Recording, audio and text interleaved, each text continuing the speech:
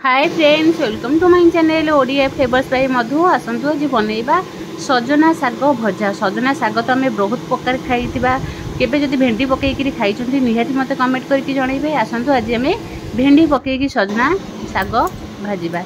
एबे आम दुईटा आलू को चोपा छड़ेकी यही भाव सरू सरू करके काटी देइछंती। भेंडी को आगे धोईकी तापर एमती आम छोट छोट करके काटिछंती। ता सहित आम नहीं सजना पत्र को आम भल भाव बाछि देइछंती। बाछिकी ताकू एमती धोईकी रखी देइछंती। एबे कौन करबा, गोटे पैन को बसेबा, पैन किंबा कढ़ई बसेबे। तादे आम 2 स्पून देदेबा तेल। 2 स्पून आम तेल दे सारा पर एबे कौन करबा, तादे 2-3टा आम पकईदेबा रेड सुखिला लंका। सुखिला लंका को के तेल रे आम भाजी नबा। भाजी नहीं सारा पर से पकईबा जीरा। जीरा 5 फुटण ये पकईदे 5 फुटण। 5 फुटण टे फुटीगला से आम पकईबा जीरा।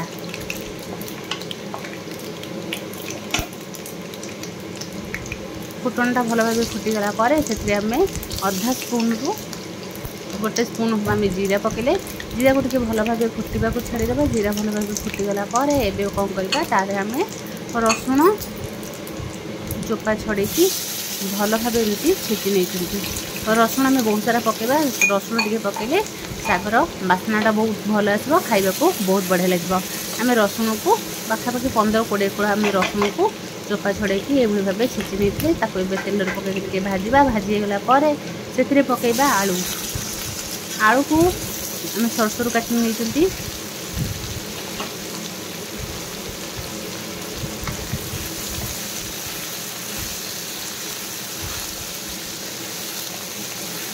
आलू को टे भल भाव भाजी नबा।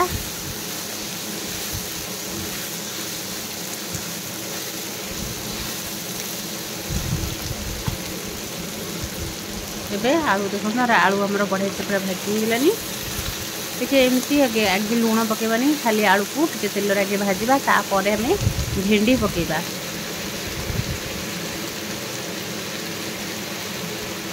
भेंडी को ये भाव में छोट छोट कर काटी नहीं।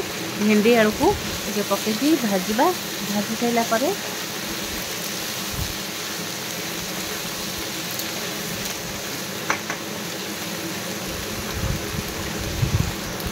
देखो आम तादे पकईबा।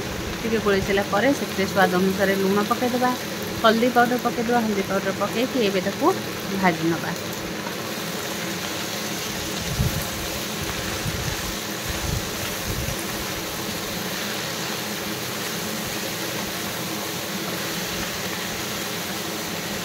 एबे टे भल भाव गोलैदेबा। गोलैकी हाँ टे सीझा को छाड़ीदबा।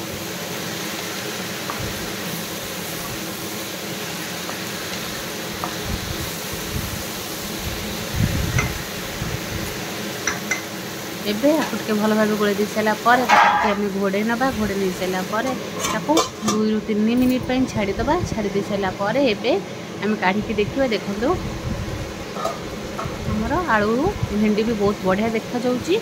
ता सहित साग पड़गले आउ बढ़िया लगे खाइबा को।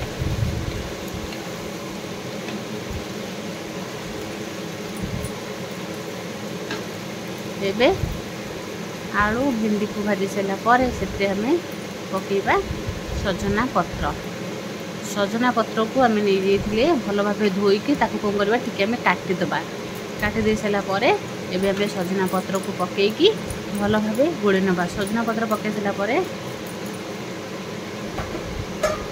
आपको टिके भल भाव गोले नबा।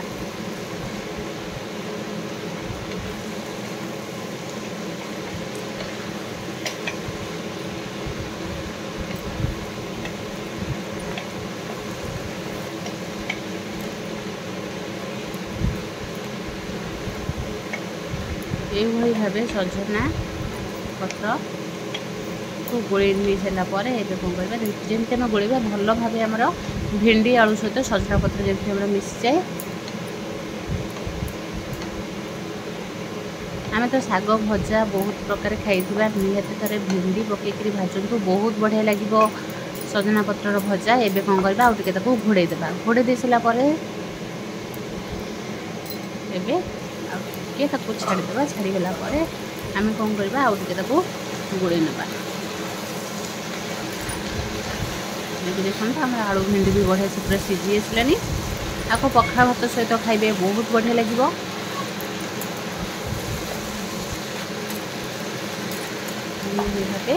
एमती आम खड़िका साहय टे मारिदेले आम शाग सहित आलू भेंडी भी भल भाव मिसीज खाइबा को बहुत बढ़िया लगे। एमती आम गरम गरम शाग भजा सहित पखाल भात बहुत बढ़िया लगे। देखिए केते बढ़िया से भाजी होगला पर एबे कौन करबा आउ टिके ताको अबे 2 मिनिट पे छाड़ीदेवा। 2 मिनिट पर हमर देखंतु भजा बढ़िया से पूरा हमर रेडी होगलानी। आउ केमती टिके पूरा पोटपोट करके भाजी देबे बहुत बढ़िया लगे। आलू पूरा हम जेमती पकली पूरा क्रिस्पी आसो खाइबा को। देखो ये भाव आपको गोले नवा। ये आमर गैस को बंद करदे। बंद कर देती यदि धनिया पत्र थी धनिया पत्र पकईदे। धनिया पत्र पकईले शागर टेस्ट और बढ़िया से धनिया पत्र बास्नाटा बहुत बढ़िया लगे। एबे कौन कर धनिया पत्र पकई सारापर या भल भाव गोले नवा। मात्र 4-5टा जिनस आमर भेंडी सजना पत्र भजा बहुत बढ़िया से पूरा रेडी हो। एबे हमर देखंतु सजना पत्र भजा पूरा रेडी होईची। बढ़िया देखा जाउची जेमती देखा जाउची खाइबा को तो बहुत बढ़िया लगे। निहाती थरे एभली भाबे भेंडी सजना पत्रर शाग ट्राए करिवे। जदि भल लगिला लाइक शेयर कमेंट सब्सक्राइब निश्चय करिवे।